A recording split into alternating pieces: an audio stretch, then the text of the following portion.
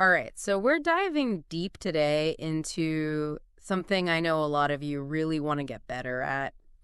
Speaking English faster and just more confidently overall. It's a really common goal. And, you've all sent in some amazing tips and techniques, like Yeah. all sorts of different approaches to boosting fluency, Right? making your spoken English sound more natural, and, just getting rid of that hesitation so you feel more comfortable when you speak. Mm-hmm. And today we're going to try to, break these down, Yeah. really highlight the strategies that are going to give you like the most bang for your buck. That's right. And one thing that really struck me looking at all the material you sent over is that strong emphasis on actually doing, not just knowing. Right. It's like it's less about memorizing grammar rules in isolation and much more about like really engaging with the language actively. Yeah. And the idea is that translates to smoother, more natural speech. Okay, so let's jump right in. And Yeah. one of the biggest themes that just keeps coming up over and over again is, this foundational idea of regular practice. Yeah, practice, practice, practice. It keeps popping up everywhere. It's essential. It's like, you want to get better at speaking, you've got to practice consistently. There's just no way around it. Exactly. It's like learning guitar or, getting better at a sport. Yep, you got to put in the time. You just have to put in the time. It's the only way. And what's so interesting is that, there are so many different ways to practice. Mm. The sources really highlighted this whole range of self-practice techniques. It's pretty amazing, actually. It really shows that even when you don't have like a conversation partner, Right. there's so much you can do on your own. Yeah, absolutely. Take, for instance, like speaking in front of a mirror. Ah, yeah, the classic. I know it sounds a little weird. It feels a little strange at first. At first, but it's actually like a really direct way to become more aware of your facial expressions. You see what your listener might see. Right. You're like, oh, wow, I do that. Exactly. And your pronunciation. Yeah. You can really start to notice how you're forming the sounds. Yeah. And I think that can help people feel more at ease when they're actually speaking with someone. Yeah, you're more conscious of how you sound and look. Exactly. That just builds confidence. Okay. And then there's recording yourself. Ah, yes, the dreaded recording. I know some people cringe at the thought. Yeah, I used to be one of them. But it's honestly It's so helpful, though. incredibly revealing. Yeah. You can pick up on like habits and clarity issues that you just don't notice when you're speaking. You're so focused on what you're trying to say Right. that you don't realize how it actually comes across. And it's also really motivating to be able to track your progress. Oh, yeah.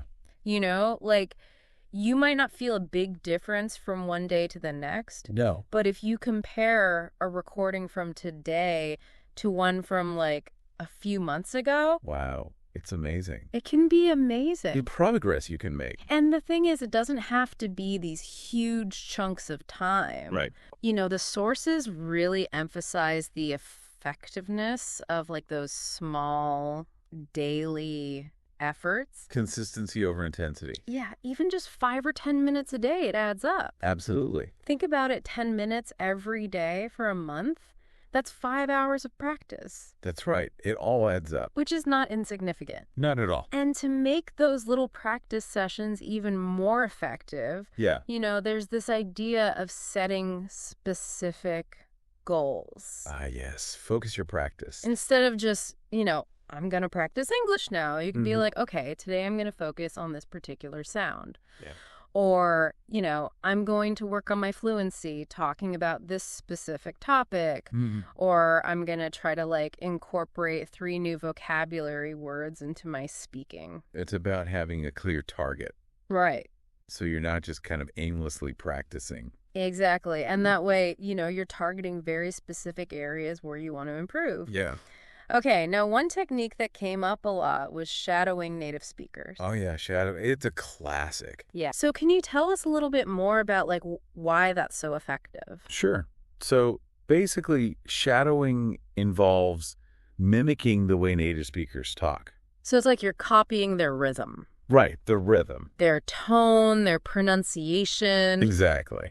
From movies or podcasts, it's almost like you're trying to match the music of the language. I like that, the music of the language. That's a great way to put it.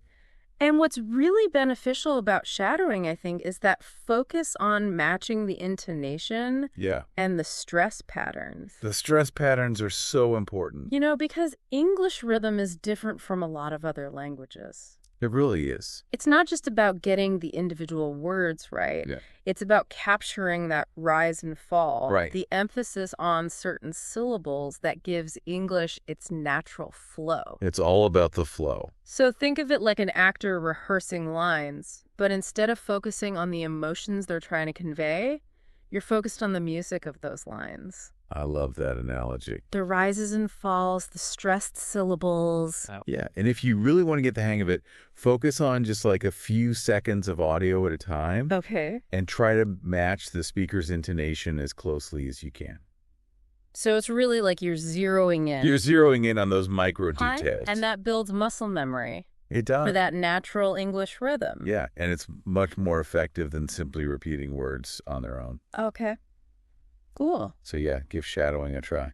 And for anyone who's maybe a little hesitant about speaking out loud at first, using language learning apps with speech recognition can be like a good stepping stone. Oh, yeah, that's a good point. Because you get that feedback on your pronunciation. You get that instant feedback, which is so valuable. Right, and it's in a relatively low-pressure environment. Exactly. You're not face-to-face with someone. There's no judgment. So you can experiment and make mistakes. Yeah, and there are so many great apps out there, There are tons. Like Duolingo or Babbel. Those are good ones. They give you that space to practice speaking. You get some guidance, without worrying about like a live conversation. Exactly. And, I really like this idea of creating little English speaking routines throughout your day. Oh, yeah, little habits that keep you engaged. Yeah, like labeling things around your house. Yeah. Or even just practicing phrases to yourself while you're doing everyday things. Like what kind of phrases?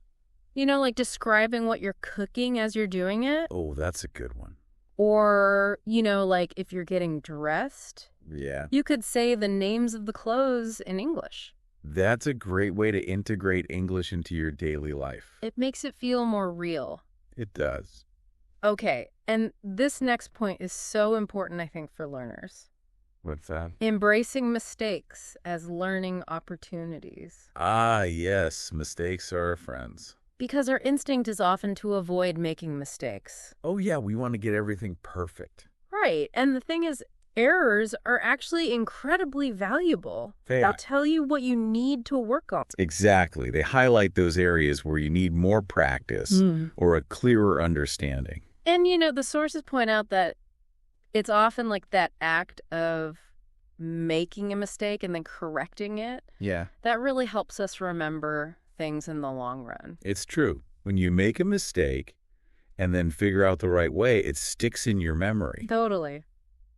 And finally, on the topic of regular practice, joining online conversation groups or forums, Oh, yeah. connecting with other learners and with native speakers, Mm-hmm. because that real-time interaction is just so beneficial. There's no substitute for real conversation. And you get exposed to so many different accents and natural expressions. Right. You hear English spoken in all its diversity. That you might not find in like more structured learning environments. Yeah. Textbooks can only teach you so much. Exactly.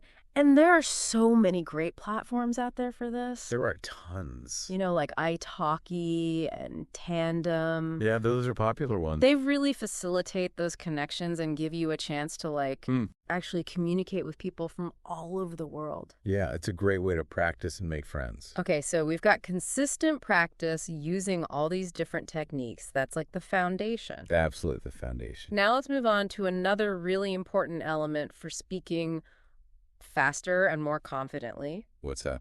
Expanding your vocabulary. Ah, yes. Vocabulary, the building blocks of language. Because it's not just about knowing a lot of words, right? Right. You need to know how to use them. Exactly.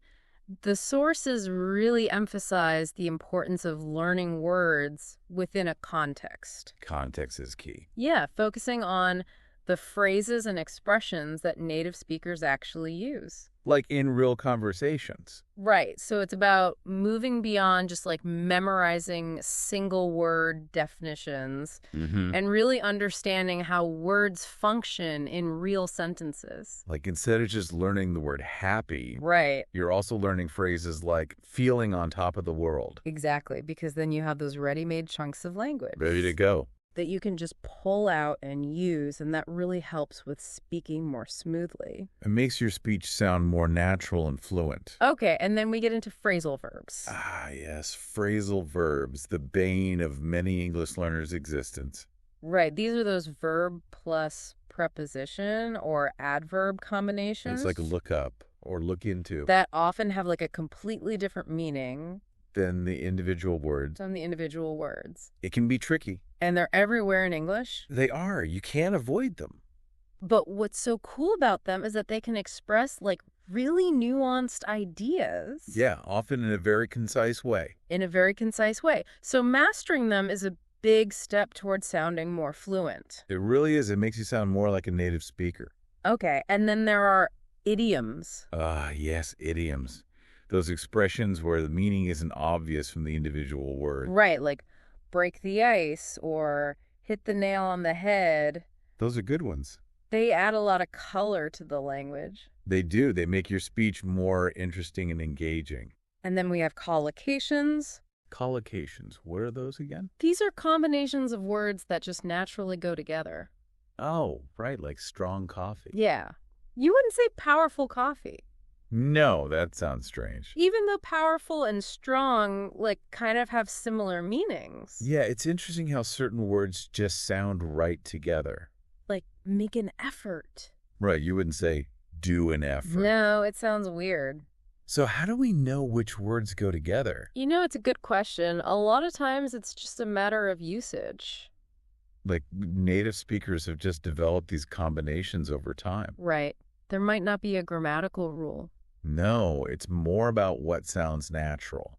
And it's important to prioritize when you're building your vocabulary, right? Yeah, focus on the most useful words. Focusing on high-frequency vocabulary. What does that mean? These are the words that you're actually going to use in, like, everyday situations. Blah. So travel, food, work. Right, those practical topics? Yeah, you know, like deadline, project, team, handle a situation, Those are good examples. manage a task. Yeah, those are the words you'll encounter all the time. And the sources really highlight the importance of active learning. Active learning, what's that? So it's about not just passively reading or listening, but really paying attention to the context, Yeah. the patterns of new words, and then making an effort to use them in your own speaking. So you're actively engaging with the language. Right. And that's key for remembering what you learn. It makes sense. When you use a word, you're more likely to remember it. Exactly. And for those who like a more structured approach, Yeah. using flashcards can be really helpful. Yeah, flashcards a classic study technique. Especially digital apps that use spaced repetition. Spaced repetition, what's that? So it's basically reviewing words at increasing intervals. Ah, okay. So you're not just cramming everything in at once. Right. And that helps you maximize how much you remember. It's a smart way to study. And a lot of these apps let you include example sentences Yeah. and audio for pronunciation, which is really helpful. So you're seeing the word in context and hearing how it's pronounced. Exactly. And again, the emphasis on actively using new words in your daily conversations. Right. Really trying to weave them into your speech. Use it or lose it. Yeah. And maybe even keeping a vocabulary journal. A vocabulary journal, what's Or that? you write down new words Oh. with their meanings and example sentences. So it's like your own personalized dictionary. Exactly. And then you can refer back to it. That's a great idea. And finally, learning from movies and TV shows. Oh, yeah. Movies and TV shows are a great way to learn English. Because you're seeing how words are used in different situations. Yeah, in real life contexts. Yeah, right. And you can look up unfamiliar words and even try to mimic how the actors speak. So you're absorbing the natural rhythm and intonation. It's like immersing yourself in the language. Yeah. And it's entertaining, too. Okay, so building your vocabulary, it's a multifaceted thing. Yeah, it's not just about memorizing lists of words. Right. It's about learning in context, focusing on those natural phrases. And actively putting what you learn into practice. Use it or lose it. Now let's talk about the power of listening to native speakers. Ah, yes. Listening, it's so important. Because it's about so much more than just understanding the words. Right. It's about tuning into the whole soundscape of the language. Exactly. The rhythm, the stress, the intonation. It's like moving beyond that textbook English. Yeah, that can sound a little stiff and formal. And getting a feel for how English actually sounds in real life. It's about catching the music of the language. And movies and TV shows are great for this, too. Yeah. Really paying attention to real conversations in different situations, noticing where the emphasis falls in a sentence. Yeah, the emphasis can really change the meaning. Like, take that example. I can't believe you did that. Yeah. Like, depending on which word you stress, it can sound angry or surprised or disappointed. It's true. Intonation is so powerful. And the sources recommend seeking out content that you actually enjoy. Yeah. You know, TV shows, podcasts on topics that interest you. Makes it more fun to learn. Because if you're engaged, you're going to pay more attention. You're more likely to pick up new vocabulary and phrases. And this point about intonation and rhythm, really trying to mimic the way native speakers emphasize key words. Yeah, that's important for clarity. Like if you say, I can't believe I won the lottery. Yeah. Like stressing believe and lottery. It emphasizes your excitement. Exactly. Now, let's talk about something that can be tricky. What's that? Connected speech. Connected speech. It's basically how words kind of blend together when native speakers are talking quickly. Oh, yeah, like when words run into each other. Right. So what do you want often becomes what I want. Right. Or did you eat can sound like did you eat. Yeah, it can be hard to understand. And the reason it trips people up is that sounds can actually change or disappear when words are spoken together quickly. So instead of hearing each distinct sound, it's more like this smooth flow. Yeah, it's all connected. So how can we get better at understanding connected speech? Well, one good way is to listen to short segments of native speech repeatedly. Okay. And really focus on how the words link together. So you're breaking it down. You're breaking it down and training your ear. And you could even try transcribing what you hear.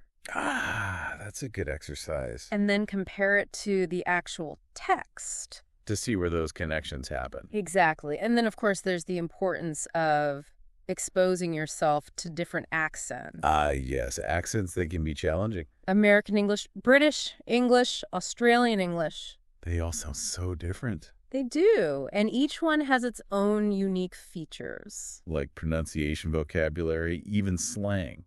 So the more you expose yourself to different accents, the better you'll understand them. The more adaptable you'll become as a listener and a speaker. Yeah, you won't be thrown off by unfamiliar accents. Okay, and now we come back to shadowing. Ah, yes, shadowing again.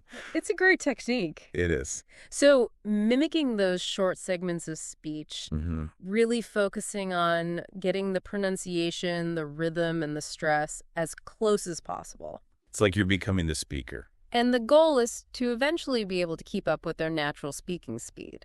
It takes practice, but you can get there. And there's this tip about adjusting the audio speed for practice. Ah, yes. Starting slow and gradually increasing the speed. Right. So starting with slower audio and then slowly increasing it to train your brain to process faster speech. Yeah, it's like working out your listening muscles. You're building up to that native speed. And it prevents you from getting overwhelmed. Okay. And finally, using transcription as a learning tool. Transcription. Yeah, writing down what you hear to really focus on those individual sounds and the pronunciation. It's a great way to improve your listening skills. And then checking those transcripts to reinforce what you've learned. Yeah, it helps you see the connection between spoken and written English.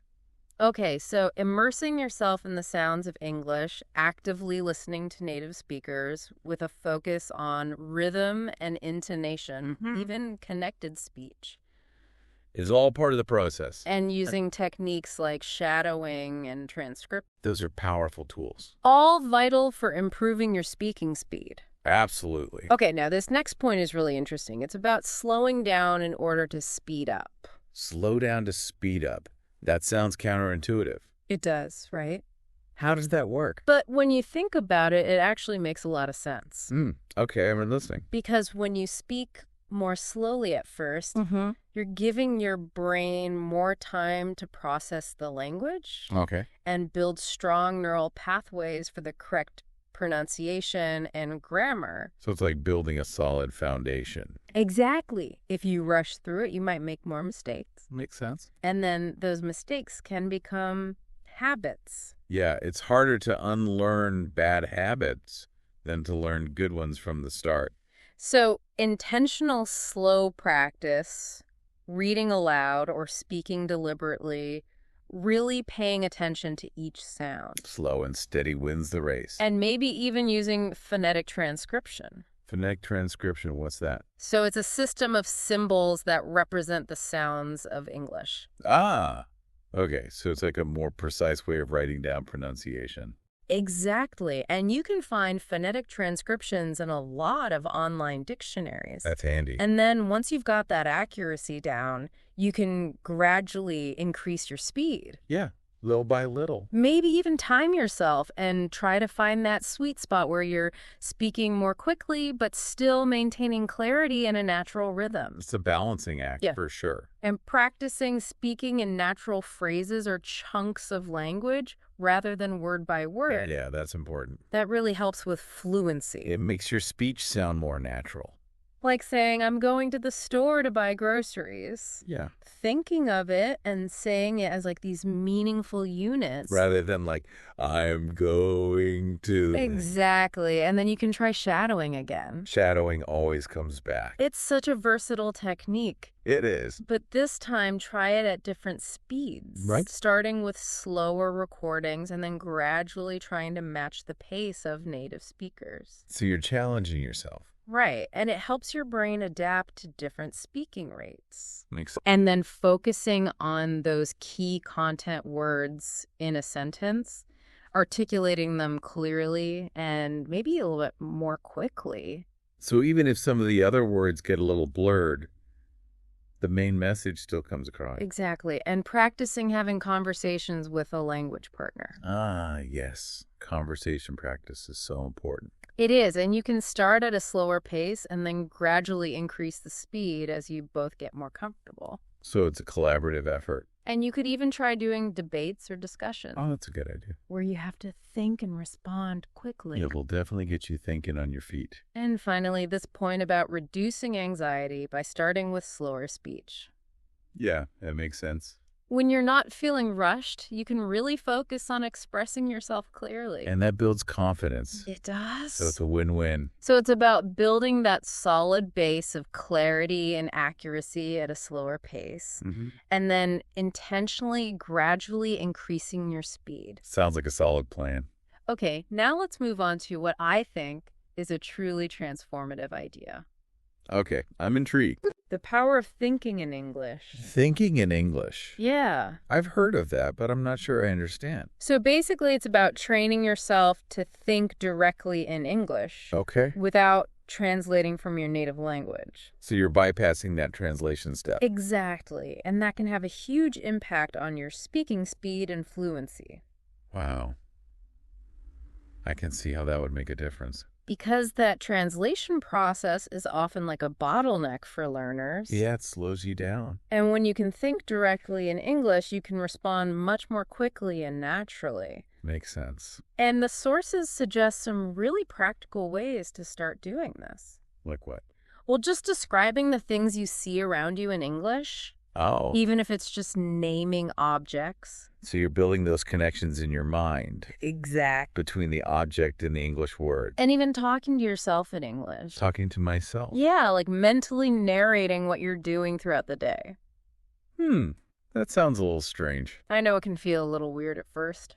Yeah, but I can see how it would be helpful. It's like creating a constant stream of English in your mind. So you're immersing yourself in the language even when you're alone. Exactly. And you can also set aside specific times during the day for English-only thinking, Okay. maybe during your commute or when you're taking a walk. Yeah, those are good times. And use that time to describe things, plan your day, or even replay conversations you've had, but all in English. So you're making English the default language for your thoughts. And as you get more comfortable, you can try increasing the complexity of those mental exercises. Like how? Thinking about your opinions on things, Yeah. analyzing situations you encounter, even talking to yourself about your emotions, but all in English. So you're pushing yourself to use the language in more complex ways. Right, and creating an environment that's rich in English. What do you mean? Like changing the language settings on your phone and computer, Oh, yeah, I've done that. putting labels on things around your house. So you're surrounded by English all the time. Yeah, exactly. And then you can even mentally rehearse conversations. Okay. Imagine yourself in different scenarios, like a job interview or ordering food at a restaurant, Yeah. and think about what you would say. So you're prepared for those real-life interactions. Exactly. And the key here is to focus on communication. Not perfection. Yeah, allow yourself to make mistakes and just let those thoughts flow. Don't get bogged down in grammar rules. And try to even use English for problem solving, Okay. making decisions in your own life. So really integrating it into your everyday thinking. Exactly. So actively developing that habit of thinking in English, even in small ways, Mhm. it can really make a big difference. Wow. I'm going to have to try that. Okay, now let's talk about something that might surprise some people. What's that? The strategic use of fillers. Fillers, you mean like, Yeah. but aren't we supposed to avoid those? Well, the thing is, I've always been told they make you sound less confident. I know, but they actually serve a purpose in natural conversation. They give you a little time to think Okay. without creating those awkward silences. So you're not just like dead air. Right, and they can help to create a more relaxed conversational tone. I hadn't thought of it that way. But the key word here is strategic. Strategic. Because overusing fillers can definitely make you sound hesitant. Yeah, I've heard people who say, or like every other word. Right, and it can be really distracting for the listener. It makes it hard to follow what they're saying. So the idea is to replace some of those generic fillers with more purposeful phrases. Okay. Like, let me think about that for a moment. Yeah. Or, that's a good question. They sound more thoughtful. Exactly. And the sources give some good examples of how to use these more strategic fillers in different situations. Like what kind of situations? Well, like if you need a moment to remember a word, or if you're formulating an opinion, or if you want to express uncertainty. So you're using them intentionally. Right. And they also suggest some alternatives to just like, things like,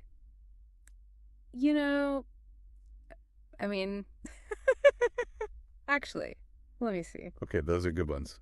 So varying the fillers you use can make your speech sound more natural. It keeps it from sounding repetitive. But there are definitely situations where you should avoid fillers altogether. Like when? Like in formal settings, Yeah. job interviews, presentations. Mm-hmm. When you're very familiar with the topic you're discussing, or when you're giving important instructions. So when clarity is really important. Right, so it's about finding that balance. Yeah, not too many fillers, but not trying to eliminate them completely. Using them intentionally and sparingly. When you need that little pause. And gradually trying to reduce your reliance on them, but still sounding natural. It's a skill that takes practice. Okay, so we've talked about using fillers strategically. Yeah, that was interesting. Now let's get to what the sources call the ultimate practice ground. Real conversations. Yes, the real deal. This is where everything comes together. It's where the rubber meets the road. Right. You're exposed to how people actually use the language. Yeah, with all the nuances and variations. All the new vocabulary, the slang, the expressions that you just don't find in textbooks. Real conversations are unpredictable. They are. You never know what's going to come up. And it's simultaneous practice of your listening and speaking skills. You have to be on your toes. You have to process what you're hearing and then formulate your response all in real time. It's a mental workout. And that's what helps you get faster. Yeah, you have to think quickly. And it's in those real interactions that you start to develop a more natural intonation, rhythm, and pronunciation. You're picking it up subconsciously. It's by being immersed in the language. Yeah, it's like osmosis. The sources highly recommend joining English-speaking groups or language exchange programs. Those can be great. They offer structured practice and supportive environments. Yeah, it's a good way to meet people and practice. And they mention platforms like Hello Talk Tandem Speaky. Those are popular ones. And finding a dedicated conversation partner. Yeah, someone you could practice with regularly. Websites like Conversation Exchange and italki are specifically mentioned. Those are good resources. And then getting involved in your local community. Yeah. Looking for meetups, clubs, language cafes, even public speaking events or book clubs. That's a great way to use English in real-life situations. And of course, utilizing video calls,